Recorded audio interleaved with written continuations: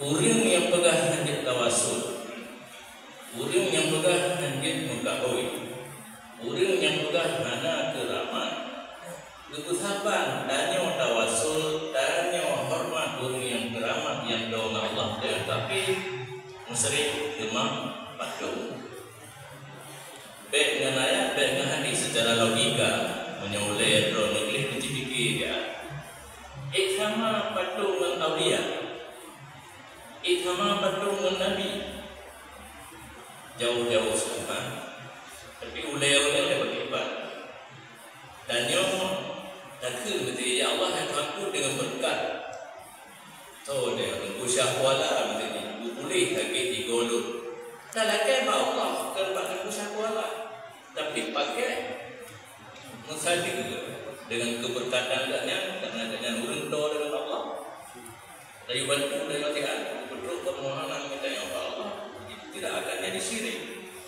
Karena makna syirik mengikatkan sesuatu yang nama Allah nama orang lain. Boleh Allah, tetapi sunnatullah fi khalqi merupakan suatu kebiasaan Allah untuk boleh bilanya melalui asbab, obat, raja. Menurut keyakinan matematik mau ke dokter ya asbab boleh melalui dokter mungkin. Mau kepada rupiah, mau kepada tukang urut mandum asbab yang boleh Allah. Selama ada etika bolehnya kepada orang lain masih baik.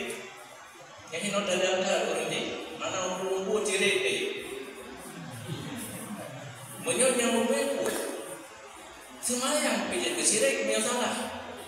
Etika pasti dengan semayang kita masuk surga. Allah dengan ini pun sirik dengan semayang pasti nak dapat hukum dan berdoa, apa yang kita berdoa dari Allah, sirik kepada pasti nak dapat yakin kita akan selamat nanti boleh musuh, sirik dengan yakin.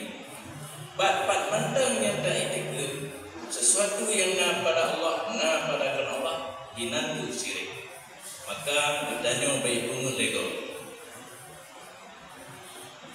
Duri makna sirik, beda duri urang sirik. Nah, dalam kaidah belajarlah kita supaya kita mengenal apa yang dimaksud dengan syirik, baru daturi dan urang syirik. Baik dengan daturi urang syirik baru dah pahami mana syirik. Isalah. Maka ngambil betul. Nanti anda kalau majalah kita baca menyahan atau bimbing karena innamal ilmu bi ta'allum, ilmu harus belajar. Jika mutalaah orang yang kan ada bina, kamu yang kita berdaklun baru dia muridnya baru kecuali mata negeri. Mana syaitan fasyaitan syaitan. Orang tidak pakai guru, belajar sendiri, awas syaitan yang akan membimbing kita menjadi guru. Jadi guru kita mau setiap pada kesempatan. Yang kamu jaga betul, bab ibu saban. Urang tawasul, urang hormati urang keramat dengan kafe rumah Bandung. Apa itu yang kita pegang dengan melalui katanya doa yang kepada Allah doanya bila kan wa ma na'budu illa liyuqarribuna ila Allah zulfa. Kami sembah patung supaya patung ini mengantarkan kami lebih dekat kepada Allah. Jadi tanya keramat aulia, tanya hormat urang yang kado dengan Allah. Tawasul melalui uringan dalam berdoa dianggap syirik. Na'udzubillah min dzalik. Jadi menjaga yang kamu pun definisi syirik, tapi terdebat dengan syirik ya definisi syirik ya mana syirik juga syirik. Yang